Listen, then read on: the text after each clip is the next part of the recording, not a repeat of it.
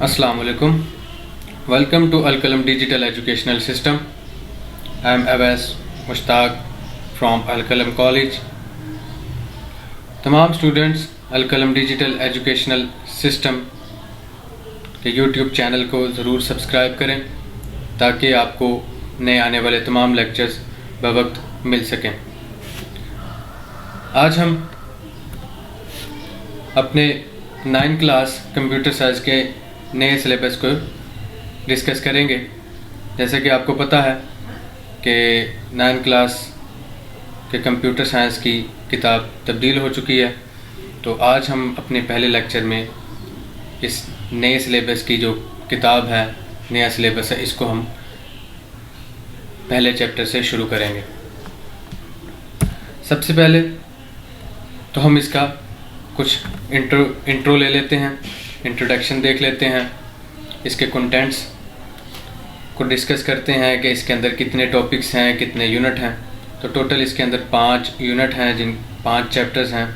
हम इस किताब के अंदर 5 चैप्टर को डिस्कस करेंगे, 5 चैप्टर को पढ़ेंगे।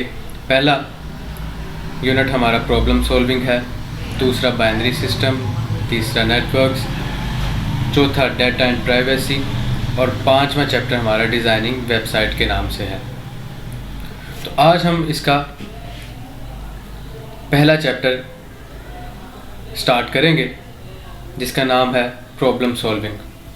जैसे कि हम जब नाम इसका देख रहे हैं सामने स्क्रीन पे प्रॉब्लम सॉल्विंग, तो हमारे जहन में फ़ौरन से आ जाएगा कि यहाँ पे किसी भी मसले की बात हो रही है और मसले के हल की बात हो रही है कि मसला क्या है और उसका हल क्या है।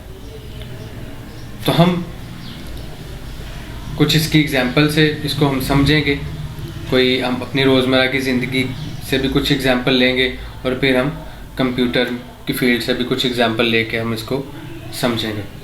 सबसे पहले कुछ हम अपनी ज़िंदगी से कोई एग्जांपल ले लेते हैं कि जैसे हमें कोई कहता है, घर में कहते हैं कि जी चाय बनानी है, तो हमें चाय बनानी है, चाय बनाना एक मसला है, ठीक है। तो चाय एक मसला है और उसका बनाना, उसको क्या है, हमने उसका सलूशन निकालना है, ठीक है। तो अब हम चाय बनाने के लिए कुछ स्पेसिफिक स्टेप्स को फॉलो करते हैं, कुछ स्पेसिफिक इंस्ट्रक्शंस को फॉलो करते हैं। उन इंस्ट्रक्शंस को फॉलो करते हुए हम अपना सलूशन फाइंड करते हैं, मतलब हम चाय बना लेते हैं, ठीक है। इसी तरह से अगर हमें कोई कहता है कि बिरयानी बनानी है, तो बिरयानी बनाने के लिए भी हमें कुछ उसकी स्पेसिफिक उसकी इंस्ट्रक्शंस हैं या उसके स्पेसिफिक कुछ स्टेप्स हैं जिनको हम फॉलो करते हैं, तो हमारे पास एट द एंड बिरयानी बन जाती है। मतलब ये कि हमारे पास प्रॉब्लम का सलूशन हमारे पास आ जाता है।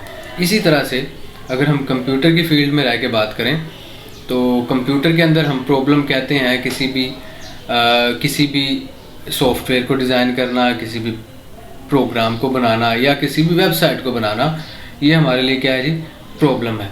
तो इसको हम सॉल्व किस तरह से करते हैं कि डिफरेंट किस्म के काम होते हैं, डिफरेंट किस्म की प्रॉब्लम्स होती हैं। तो उन डिफरेंट किस्म की प्रॉब्लम्स को पूरा करने के लिए या उनका सलूशन फाइंड करने के लिए हमें डिफरेंट स्टेप्स को फॉलो करना पड़ता है। जिस तरह से हम अपनी रोज़मर्रा की दूसरे मसाइल हैं उसके अंदर हम डिफरेंट स्टेप्स को फॉलो करते हैं, इसी तरह से हम कंप्यूटर में भी करते हैं। तो सबसे पहले हम डिस्कस करेंगे प्रॉब्लम को सॉल्व करने के लिए जो हम स्ट्रेटजीज़ अपनाते हैं, यानी कि जो हम स्टेप्स को फॉलो करते हैं कि किसी भी मसले को हल करने के लिए हम सबसे पहला काम क्या करते हैं कि उन स्टेप्स को पूरा करते हैं। तो टोटल 5 स्टेप्स होते हैं या 5 दर्जे होते हैं कि जिनको हम फॉलो करते हैं किसी भी प्रॉब्लम को सॉल्व करने के लिए। तो सबसे पहला जो हमारे पास स्टेप है वो है डिफाइनिंग अ प्रॉब्लम। इसी तरह से दूसरा स्टेप हमारे पास है अंडरस्टैंडिंग अ प्रॉब्लम। तीसरा स्टेप हमारे पास है प्लानिंग अ सॉल्यूशन। चौथा स्टेप डिफाइनिंग कैंडिड सॉल्यूशंस और 5वां स्टेप हमारे पास बनता है सेलेक्टिंग द बेस्ट सॉल्यूशन, ठीक है। तो अब हम इसको बारी बारी डिस्कस करते हैं, ठीक है। تو سب سے پہلا جو سٹیپ ہے ڈیفائننگ اے پرابلم، ہم نے یہاں پہ اس سٹیپ کے اندر سب سے پہلا کام ہم نے کیا کرنا ہوتا ہے کہ اپنے جو پرابلم ہے اس کو ڈیفائن کرنا ہوتا ہے کہ ہمارے پاس مسئلہ کیا ہے. ٹھیک ہے، ڈیفائن کرنا ہے کہ مسئلہ ہے کیا. جب تک ہمیں مسئلے کا نہیں پتہ ہوگا تو ہم اس کا سلوشن نہیں نکال سکتے. جب ہمیں پرابلم پتہ ہے کہ مسئلہ یہ ہے، ہم نے ڈیفائن کر لیا تو ہم اس کے بعد بہتر طریقے سے اس کا سلوشن فائنڈ کر سکتے ہیں. نمبر 1. نمبر 2 ہمارے پاس انڈرسٹینڈنگ اے پرابلم. اب انڈرسٹینڈنگ اے پرابلم کے اندر ہم کیا کرتے ہیں کہ اس پرابلم کے بارے میں انڈرسٹینڈ کرتے ہیں کہ ڈیفائن ہم نے کر لیا، اور ڈیفائن کرنے کے بعد ہم اس پرابلم کو سمجھتے ہیں پراپر طریقے سے کہ اس پرابلم کو انڈرسٹینڈ کرتے ہیں کہ یہ پرابلم ہے کیا. ٹھیک ہے، انڈرسٹینڈ کرنا، یہ آگے ہم ڈسکس کریں گے کہ انڈرسٹینڈ کرنا کیا ہے. تیسرے نمبر پہ ہم کیا کرتے ہیں، جب انڈرسٹینڈ ہم نے کر لیا پرابلم کو، پھر اس کے بعد ہم اس کے سلوشن کی طرف جاتے ہیں کہ ہم اس کے سلوشن کی طرف جانے کے لیے ہم کچھ پلاننگ کرتے ہیں. چوتھا، ہم کچھ کینڈیڈ سلوشن فائنڈ کرتے ہیں. اب کینڈیڈ جو ٹرم یہاں پہ یوز ہوئی ہے، کینڈیڈ ٹرم جو ہے وہ یہ ہے کہ ان پلانڈ، کہ جو ہمارے پاس ایسی سچویشن ہے کہ جو ہمارے پاس اچانک سے آتی ہے. کسی بھی مسئلے کو سننے کے بعد جو اچانک سے ہمارے دماغ میں جو اس کا حل آتا ہے اس کو ہم کہتے ہیں کینڈیڈ سلوشنس. ٹھیک ہے. اب پانچواں جو ہے ہمارے پاس ہے سلیکٹنگ دا بیسٹ سلوشن، کہ ہم کیا کرتے ہیں کہ لاسٹ پہ ہم وہ والا ہم سٹیپ یا وہ والا ہم طریقہ کار سلیکٹ کرتے ہیں کہ جو سب سے بہتر ہوتا ہے.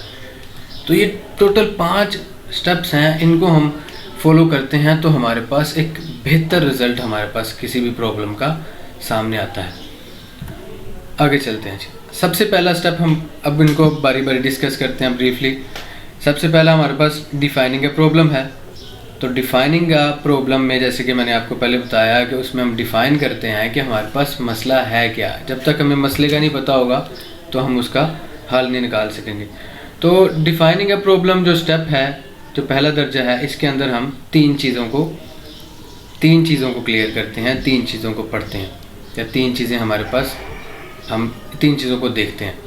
سب سے پہلے گین بیک گراؤنڈ نالج، مطلب جو بھی ہمارے پاس مسئلہ ہے اس کے ہم بیک گراؤنڈ نالج لیتے ہیں کہ وہ مسئلہ ہمیں درکار ہے تو اس کا حل ہمیں کیوں کرنا ہے، وجہ کیا ہے، تو اس کے بارے میں ہم کچھ بیک گراؤنڈ نالج لیتے ہیں. دوسرے نمبر پہ ہم یوز گیسز، ہم کچھ اپنا پاسٹ کے کچھ ایکسپیرینس کو بھی ہم لگاتے ہیں. جی جیسے کہ ہم کوئی اپنا شاید والی ٹرم لگا لیتے ہیں کہ یار یہ مسئلہ ہے شاید اس طرح، اس وجہ سے ہے یا اس وجہ سے ہے. ہم کچھ اپنے پاسٹ کے ایکسپیرینس کو بھی ہم اس کے اوپر لاگو کرتے ہیں. تیسرا جو سٹیپ ہے، ان دونوں کے بعد، گیسز کے بعد ہم تیسرا کام جو کرتے ہیں وہ ہم ایک تصویر ڈرا کر لیتے ہیں کہ تصویر کی شکل میں ہمیں پتہ چل جاتا ہے کہ ہم نے کرنا کیا ہے. جس طرح سے مثلاً کہ جس طرح سے ایک گھر بنانے والا ہے، ایک مستری ہے، یا ایک ہمارے پاس کوئی بھی نقشے بنانے والا ہے، آرکیٹیکچر ہے، تو وہ کوئی بھی بلڈنگ یا کوئی گھر ڈیزائن کرتا ہے، سب سے پہلے بنانے سے پہلے ایک گھر ڈیزائن کرتا ہے تاکہ پتہ ہو کہ کرنا کیا ہے. ٹھیک ہے. تو اس میں بھی یہی کام ہے کہ گیسز کے بعد ہم جو تیسرا کام کرتے ہیں ڈیفائننگ میں، وہ پکچر ڈرا کرتے ہیں. تو ڈرا کرنے سے ہمیں کچھ چیزیں واضح ہو جاتی ہیں کہ ہم نے اس کو لے کے کس طرح سے چلنا ہے. اس کے بعد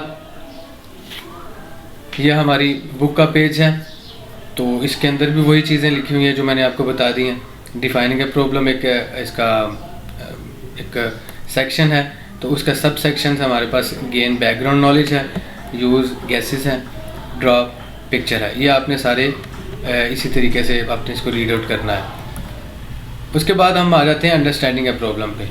اب انڈرسٹینڈنگ اے پرابلم ہمارا دوسرا سٹیپ تھا کہ جس میں ہم ڈیفائننگ کے بعد ہم اس کو انڈرسٹینڈ کرتے تھے. ٹھیک ہے. تو انڈرسٹینڈ کرنا بڑا ضروری ہے. انالائز کرتے تھے، انالیسس کرتے تھے پرابلم کے اوپر. تو اس کے کسی بھی پرابلم کو انڈرسٹینڈ کرنے کے لیے ہمارے پاس ٹوٹل 5 Ws ہیں. 5 Ws ہوتے ہیں.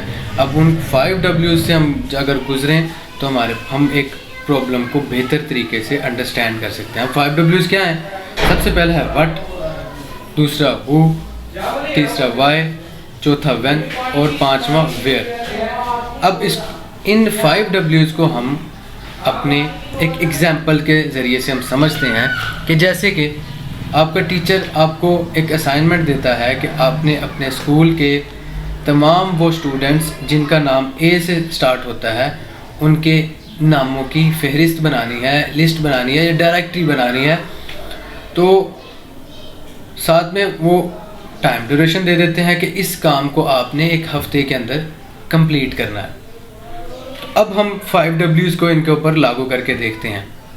काम क्या दिया टीचर ने कि काम आपने क्या करना है, उन बच्चों की लिस्ट बनानी है कि जिनका नाम ए से शुरू होता है। तो ये व्हाट में हमारे पास क्या आएगा कि हमने उन स्टूडेंट्स की लिस्ट बनानी है कि जिनका नाम ए से शुरू होता है। हु किन की बनानी है, स्टूडेंट्स की बनानी है। हु हमने स्टूडेंट्स की लिस्ट बनानी है।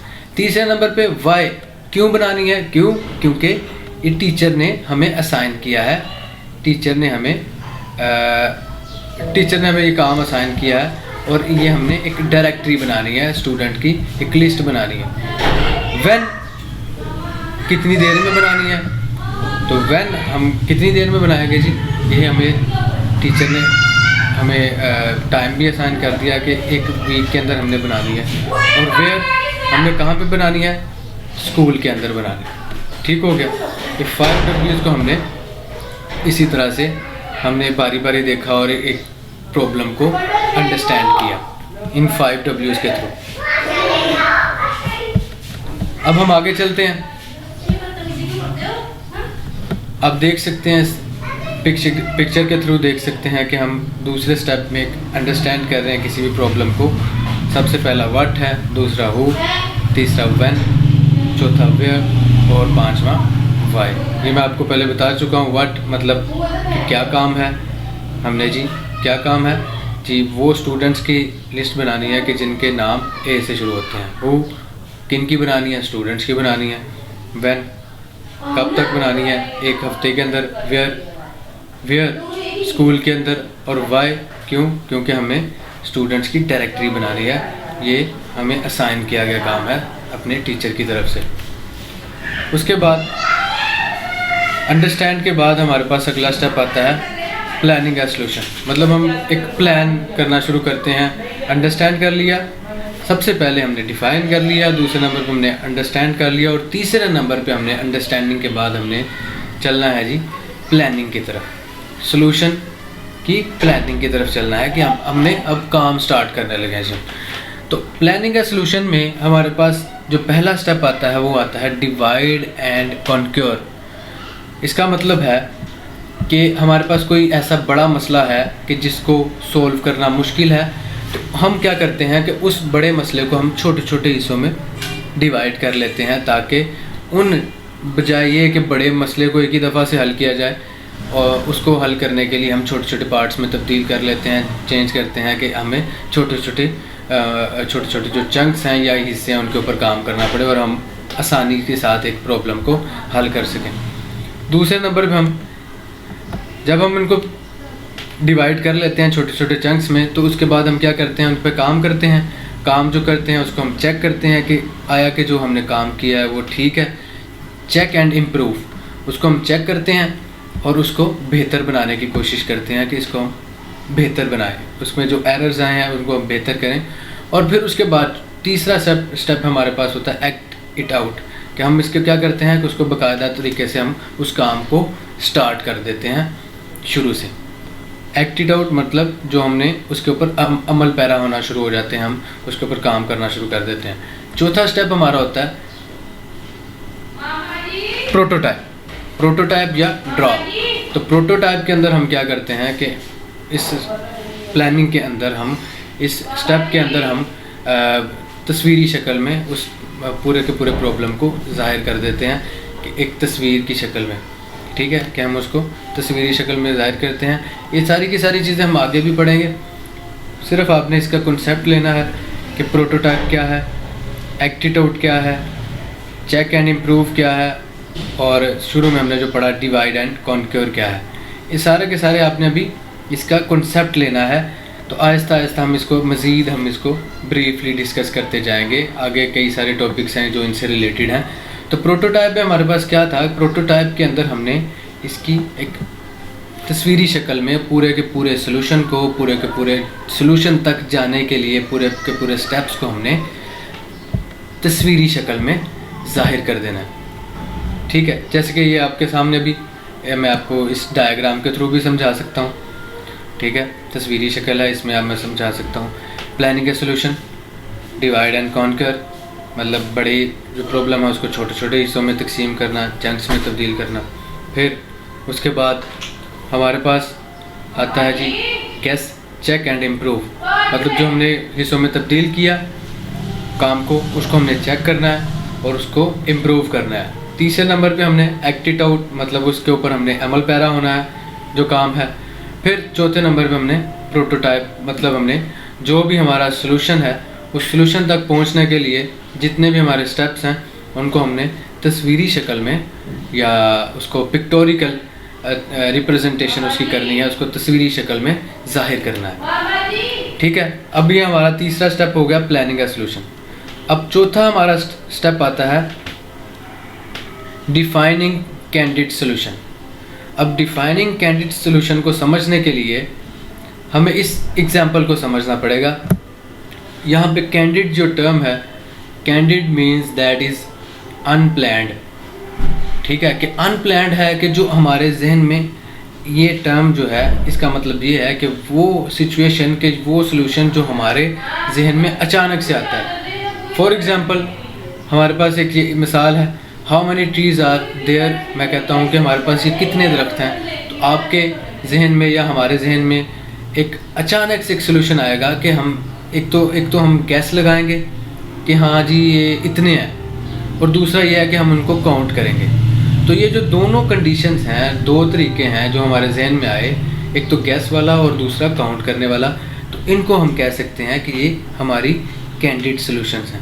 ٹھیک ہے، اب ہم اگر گیس لگائیں گے تو گیس سے ہمارے پاس ایک پراپر ایک ایکچوئل جو سلوشن ہوگا وہ ہمارے پاس نہیں آ سکے گا. ٹھیک ہے، تو یہی چیز ہم نے اس میں سمجھی ہے کہ اب میں آپ کو اس میں ایگزامپل کے تھرو بھی آپ کو سمجھاتا ہوں. یہ آپ سامنے تصویر بھی دیکھ رہے ہوں گے کہ ایک وال ہے، اور وال کے ایک دو راستے ایسے ہیں کہ ایک رائٹ جا رہا ہے، ایک لیفٹ جا رہا ہے، اور ایک وال کے اوپر سے ڈائریکٹ پھلانگ کے جا رہا ہے. تو مطلب یہ ہو گیا کہ کسی بھی کام کو کرنے کے لیے ہمارے پاس ملٹیپل پیٹرن ہے، ملٹیپل ہمارے پاس اس کے طریقے ہیں کسی بھی کام کو کرنے کے لیے.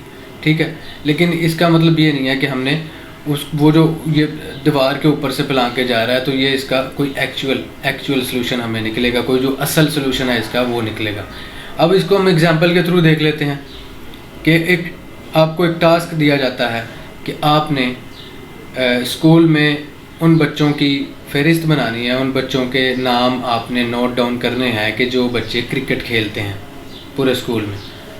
تو ایک طریقہ آپ کے پاس یہ ہوگا کہ آپ اپنی کلاس میں سے جتنے بچے کھیلتے ہوں گے کرکٹ، ان کے نام لکھ کے ان کے نام کاؤنٹ کریں گے، اور جتنی باقی کلاسز ہوں گی ان کے ساتھ آپ اس کو ملٹیپلائی کروا دیں گے. تو آپ کے پاس ایک فگر آ جائے گا کہ اتنے بچے جو ہے نا وہ کرکٹ کھیلتے ہیں یا کھیل سکتے ہیں. یا آپ کے پاس ایک دوسرا طریقہ یہ ہے کہ آپ باری باری ساری کلاسز میں جائیں اور ٹیچر سے پرمیشن لے کے تو ان بچوں کے نام اپنے نوٹ ڈاؤن کریں. اور اس کے ساتھ آپ کے پاس ایک دوسرا فگر آ جائے گا. تو اب یہ دونوں کے دونوں جو طریقے ہیں یہ ہمارے کس میں آتے ہیں؟ کینڈیڈیٹ سلوشن میں. ایک وہی گیس والا آ گیا کہ ہم نے گیس کیا، اور دوسرا کیا تھا؟ ہم نے پراپر کاؤنٹ کیا، جس طرح سے ہم نے اس تصویر میں ہم نے کیا. یہ ہمارا چوتھا سٹیپ ہو گیا ڈیفائننگ کینڈیڈیٹ سلوشن کا. اب لاسٹ ون جو ہمارا جو سٹیپ ہے وہ ہے سلیکٹنگ دا بیسٹ سلوشن. اب سلیکٹنگ دا بیسٹ سلوشن میں ہم کیا کرتے ہیں کہ ہم نے دیکھ لیے سارے کے سارے سلوشنز دیکھ لیے کہ ایک مسئلے کو حل کرنے کے لیے کتنے سارے سلوشنز ہیں. تو اب مثال کے طور پہ آپ نے کسی ایک جگہ سے دوسری جگہ پہ ٹریول کرنا ہے، تو اس جگہ پہ ٹریول کرنے کے لیے آپ کے پاس کئی سارے راستے ہو سکتے ہیں. ٹھیک ہے، تو آپ ان میں سے وہ راستہ چوز کرتے ہو کہ جو آپ کے لیے بیسٹ ہے. جیسے القلم کالج کو جانے کے لیے گھر سے آپ کے پاس 2-3 راستے ایسے ہوں گے کہ جہاں سے آپ اگر 2-4 گلیوں میں سے ہو کے جائیں گے تو آپ پھر بھی وہاں تک پہنچ جاؤ گے. لیکن آپ چوز کون سا کرتے ہو؟ چوز آپ کرتے ہو بیسٹ ون، کہ جو ایک بہتر راستہ آپ کو لگتا ہے آپ اس کو چوز کرتے ہو، اس کو چوز کرتے ہوئے آپ اپنی جگہ تک پہنچتے ہو. تو یہ ہو گیا ہمارا آخری سٹیپ کہ جس کے اندر ہم اس پوائنٹ کو ہم چوز کرتے ہیں، اس سلوشن کو ہم چوز کرتے ہیں کہ جو ہمارے لیے بہتر ہو. ایک تو ٹائم ہمارا کم لگے، ٹھیک ہے، دوسرا ہمارا خرچہ کم لگے اور ہم جلدی پہنچیں. ٹھیک ہے، کچھ اس طرح کی ہم چیزیں اپنے ذہن میں رکھتے ہیں کہ وہ ہمارے لیے وہ ٹاسک کو پرفارم کرنا آسان ہو جائے. تو اس لحاظ سے ہم اپنے اس سلوشن کو یا اس جو سٹیپ ہے اس کو ہم لیتے ہیں. تو آج کے لیے صرف اتنا ہی. آپ اس کو اچھی طرح سے ریڈ کریں، اور کوئی بھی کسی قسم کی بھی کیوری ہو تو آپ واٹس ایپ پہ گروپ میں میسیج کر کے پوچھ سکتے ہیں. ان شاء اللہ تعالیٰ آپ کی ساری کیوریز کو ہم سولو آؤٹ کریں گے. تو آپ نے اس کا بقایا جو اس کا کام شام ہے کرنے والا وہ بھی آپ کو ہم گروپ میں بتا دیں گے. اوکے جی، اللہ حافظ.